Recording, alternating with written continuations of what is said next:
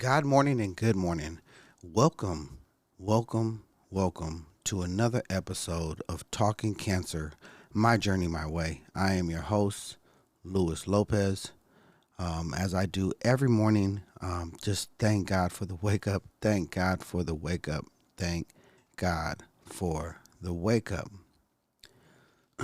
A little while ago, me and my brother were talking about masculinity and our reluctancy to seek health care and things like that, and just kind of lightweight tapping into that. And he was actually like thanking me for um, speaking about my journey, um, and how he's become even more open to voice his concerns about his health and things like that. And maybe talking to his doctor more, maybe talking to his wife more, things like that. But the fact of the matter is that there's this issue, you know, um, and I knew about it, um, when I got diagnosed, and from that point on, when I got diagnosed, um, I chose to talk about it. I chose to go live. I chose to speak about what was going on, um, because I believe that I have been a problem of that masculinity, um, that issue of not wanting to go to the doctor. I'm gonna be okay. Don't worry about it. That'll be gone in a week. You know. And even though I have health insurance pretty much all my life. You know. So what has held me back. And I really don't know a lot of why, but I know that something you know has held me back. Maybe it's society, the way, maybe it's the way I felt that, people would look at me.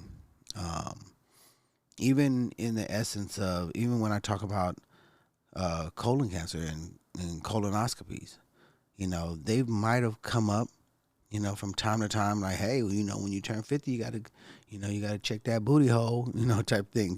Men have these crazy, weird conversations trying to, you know, be say it with in a masculine way. You know what I mean? Um, you know, and I think I remember one time like, nah, me, I ain't doing that test. Forget that. I think I recall an incident like that. Now why? Why was I reluctant? Why was I hesitant in saying that, or even thinking about healthcare or going to the doctor or whatever? Anyway, so I decided to do just like, hey, let me see what's out there and troll the internet. And I came across this article. Um, it was published in Health Policy Partnership. Oh, it was written by Matt Hancock, I believe, in June of last year. Okay, so and it asks the questions: why are many men averse to seeking healthcare? So I want to read this article to you because it's been on my mind for a while, ever since I've been trolling the internet, just trying to find people in my situation having colorectal cancer, da da da da da. And specifically, when I started looking, I wasn't looking for men or women, but in the process of trolling and trolling and trolling, I found out that I found very little men talking about it. Majority of the people that I found were women, and and just trying to find out their story, and maybe what they've done to beat it, or whatever the case may be, or how they're living with it and things like that. And I come to find out that we as men very rarely talked about it or even addressed the issue. So, so I dove into, you know, seeing what else was, why is this situation like that? You know what I mean? Like, um, I know I can't be the only person that notices this disconnect between men and healthcare. So then it goes on to say, um, the article starts with, there is a disconnect between men and our health systems. Men generally die earlier because ill. Hold on. Men generally die earlier, become ill at a younger age, and develop more chronic illnesses than women. Despite these health concerns, men are also up to 50% less likely to seek medical attention than women. What is stopping men from getting the help they need? That's exactly what I'm asking. And and when I asked this, I asked myself, what was I waiting so long for? Why was I waiting so long to go get a physical or just to get checked up just in general? What's holding me back? You know, questions that, now are just too late to ask. You know what I mean? And I don't want you to be too late. So I do what I can to address it. You know what I mean? So it goes on to read. It says a combination of factors have created a culture of resistance in the male population to accessing health care. But two central concepts stand out: masculinity and health literacy. Sounds like me. Boom. Masculinity and health literacy. Off top. That's hit it right on the head for me. Um, so it says, what is stopping men from accessing healthcare? In many societies, stoic masculine stereotypes are becoming increasingly outdated. Toughness, strength, and self sufficiency no longer define the male ideal. But these traits remain a harmful barrier to men accessing the health system. In a U.S. survey conducted by the Cleveland Clinic, 65% of men said they avoid seeking medical attention for as long as possible, saying reasons such as being too busy, believing the ailments will heal by themselves, and a feeling of weakness. Amplifying the consequences of these traditional gender norms is an inadequate level of health literacy among men. Knowledge of disease warning signs, awareness of symptoms, and the importance of early medical intervention has consistently been found to be lower in men than women. Gender also interacts with other intersectional factors such as ethnicity and socioeconomic status, which can compound a lack of health education and awareness, reducing health literacy and further delaying medical help. Now, I've said all of this in past episodes. Your socioeconomic status plays a huge part in your health care, your health awareness, your health knowledge. Ethnicity definitely plays a part in it. And not only that, but just knowing the disparity between, well, I don't know the exact number off the top of my head, but there is a huge disparity with people of color developing colorectal cancer, colon cancer, versus the latter. There is. And people of color have a higher tendency of getting colon cancer or colorectal cancer. So I'm just saying, all I want to do, and the purpose of my podcast is to break down the barrier of men and us talking about healthcare, specifically for me, colon cancer, and raising awareness about that, but healthcare just in general. Please start, just start. That's about all I can say is just start. Stop worrying about the homie talking mess about you, whatever the case may be. You don't always have it. It's not always going to fix itself. It goes on to say 65% of men said they avoid seeking medical attention for as long as possible. Oh, I think I read this part already, huh? I did. And so it goes on saying these barriers can cause delays in diagnosis and treatment with potentially deadly consequences. This is exemplified by the 5-year net survival rate of prostate cancer in England.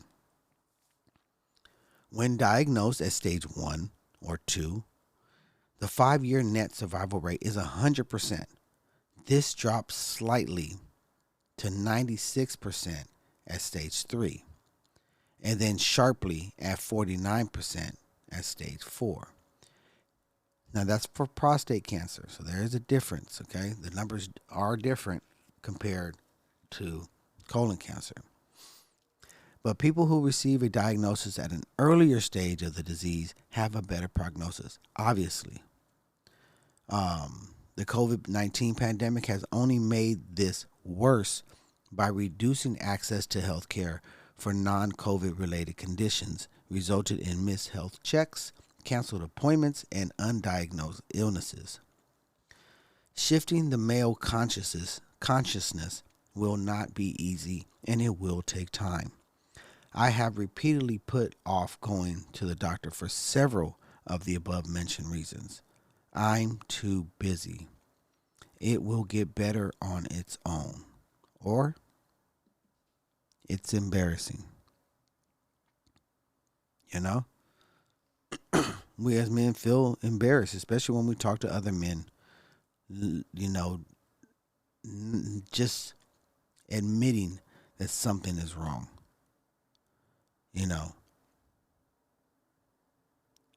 We have to break that down. Not everything is bad to talk about. Talking about your health care and wanting to be the best version of you when you bring yourself to your family, your kids, and things like that is not demasculizing you.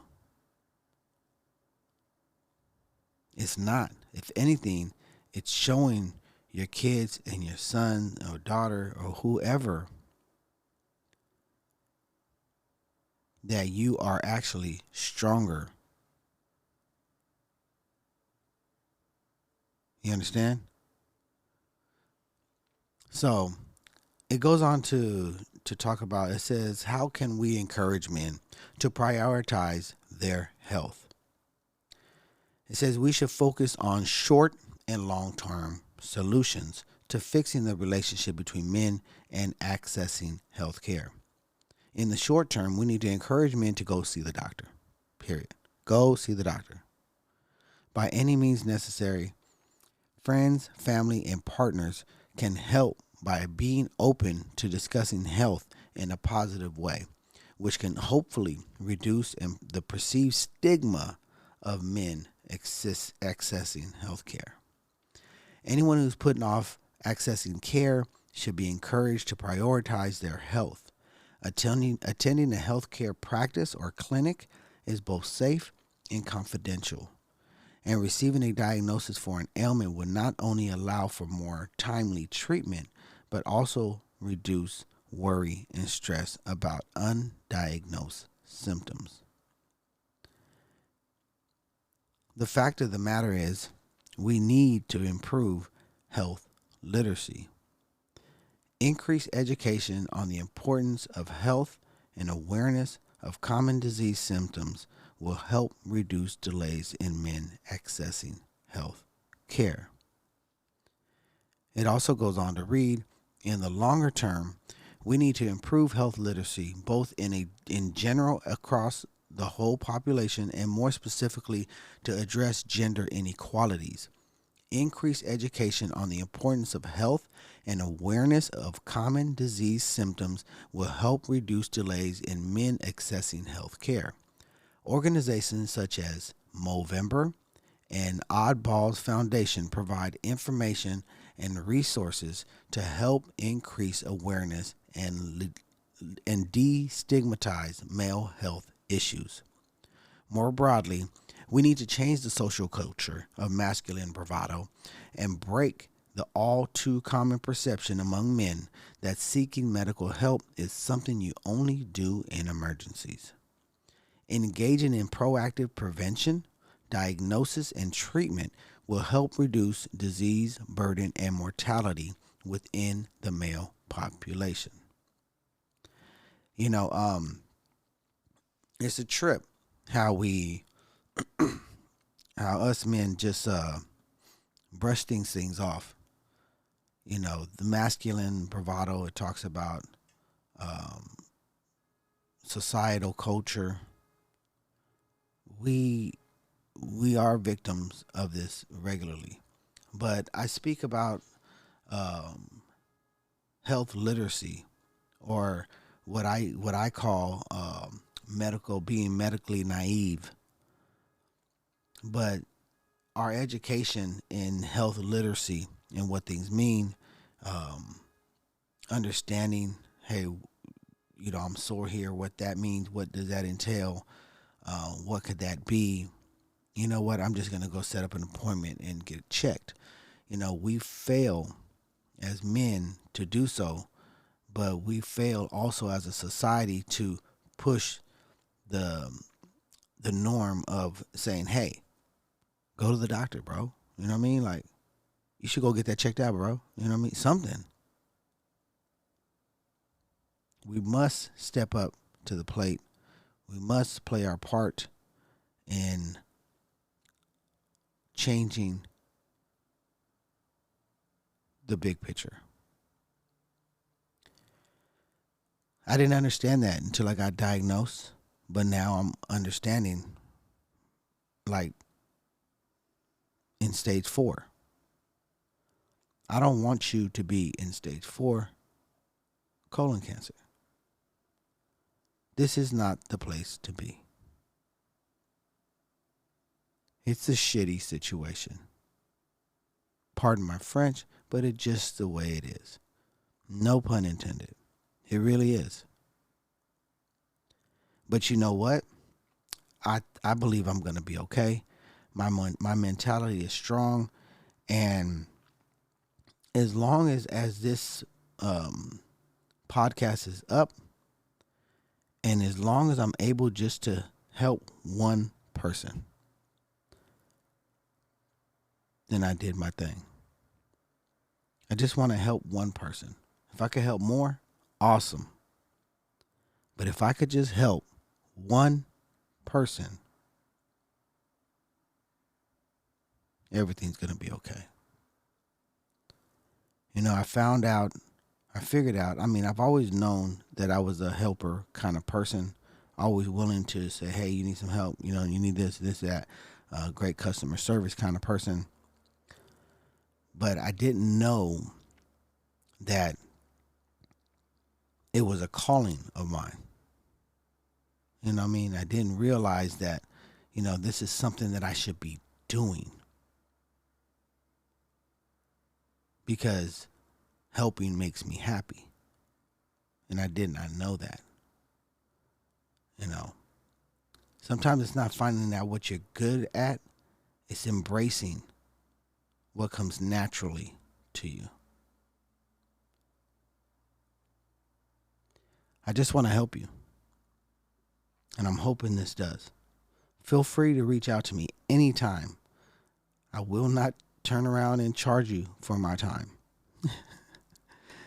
Seriously, I'm just here to listen. I'm not a counselor. I'm just a regular guy that works a regular job talking to you. And that's it. That's it. That's all. You know, I'm not trying to sell you supplements on the side. I'm not trying to sell you anything. Buy my book. None of that. If I can help you, I will. Reach out to me anytime. Cancer, my journey, my way at gmail.com. That's cancer, my journey, my way at gmail.com. That's my time. I'm done. I appreciate everyone for listening. Be sure to tune in on all your streaming platforms. Be sure to like, share, or follow. My name is Luis Lopez, and you've been listening to Talking Cancer, My Journey, My Way. Peace, love, one.